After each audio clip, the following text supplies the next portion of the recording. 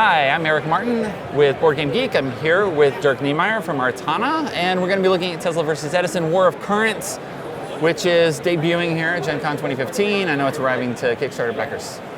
All right, and hoping you can give an overview of the game. Absolutely. I got to say, first off, I always love the packaging of your game. Your games just look phenomenal. Oh, thanks. It's like, I don't know if it's, I see an IKEA influence. That's why I look in here. It's like this beautiful, crisp design and everything. So Thanks. that's what I always love seeing. Thanks, I appreciate that. I'll talk about the art in a little bit, but let me start by telling you about the game. Gameplay. What are we trying to do here? All right, so Tesla versus Edison, you are playing as an investor in the late 19th century United States, and you're teaming up with one of 5 famous inventors of the time.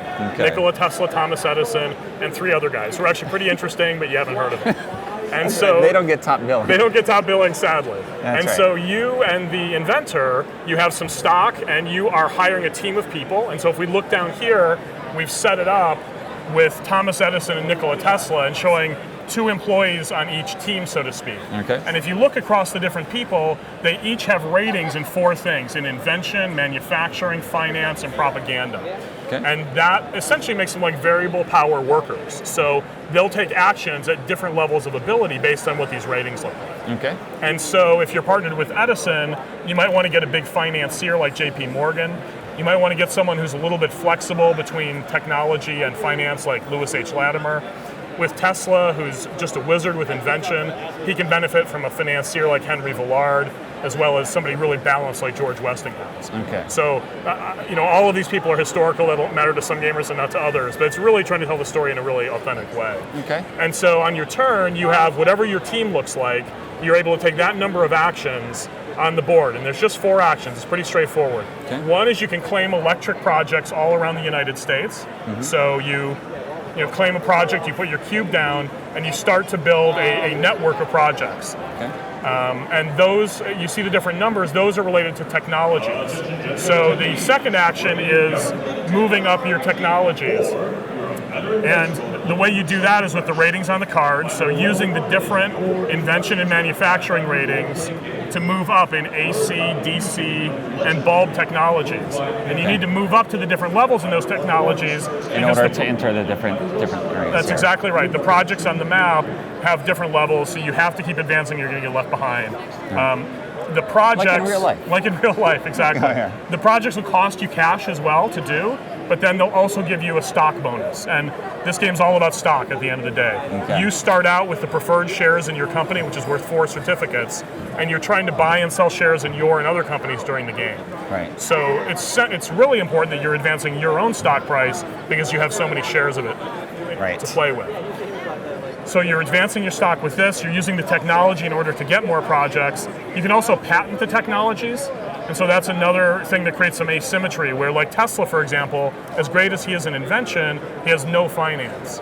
So if Tesla's just going on his own, he doesn't get the patents very well. He has to team up with somebody else. Right. Whereas Edison does have finance, and he can combine those things a little bit better.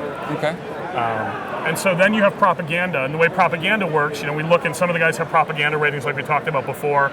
There's also propaganda cards over there, which are, again, famous people, famous events during the War of Currents. And what you're doing in propaganda is you're moving 2 different tracks. One is a company fame track where all the different companies in play will have cubes on it. Thanks. And you are trying to move up that track, because whoever's at the top is going to get a stock bonus, and it also sets the turn order. Right.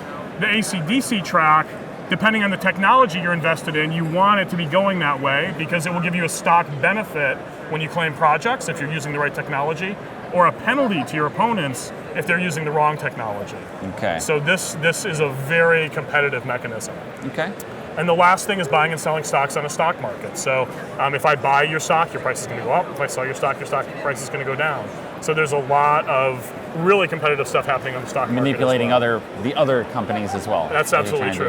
That's right. How does it differ? It's a 2 to 5 player game. How does it differ with different player counts?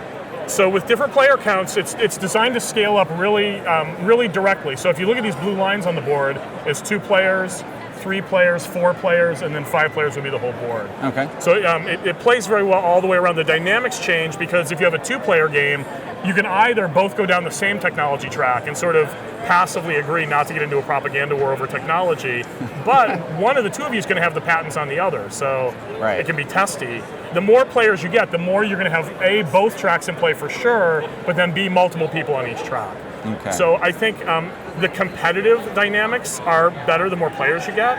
With less players, the mechanics and stuff all are just as fun. Rahdo loves it with 2 players, for example, but you don't have to have it be as cutthroat. You don't have to have it be as competitive, right? Which some players like. Well, then you're competing in different areas, I guess, rather than on different tracks. Maybe you're competing more for network connections and things like that. Yeah. Okay. All right. Anything else? That was fast. That was a good overview of everything here. Thanks. No, it's a really streamlined design. So it is very easy to learn, very easy to play. It plays in about 25 minutes per player. Okay. So once you know how to play, of course. And so a 2-player game, you're going to be under an hour for sure. A 5-player game under 2 hours. And if you have real fast players, you can even get a 5-player down to under an hour and a half. Okay. So it does play very quickly. So since move up some of these. All right. We got some of the main ones. We'll put in some. Yeah, that's great. Propaganda cards. And so you mentioned that you really liked the package, very elegant, and the game looked great. Our artist on the game is Heiko Gunther, who's done a lot of games, and Glory to Run Black Box that may be his most famous. Right. But he and I have a very similar aesthetic. I mean, I've spent more than a decade as a creative director myself, and we share a philosophy in art and design and how things should come together. And so it's been a really wonderful partnership. He's been great to work with. Super. That was under our 10-minute time here. So, what was the initial inspiration? I mean, are you a historian in general? You like reading different backgrounds? Yeah, I'm just curious and get interested about things. So I read a book on this topic maybe 5-6 years ago, and when I got done, whenever I read a book, at the end of the book I have a game design for whatever the book is I read. It's just the way my mind works.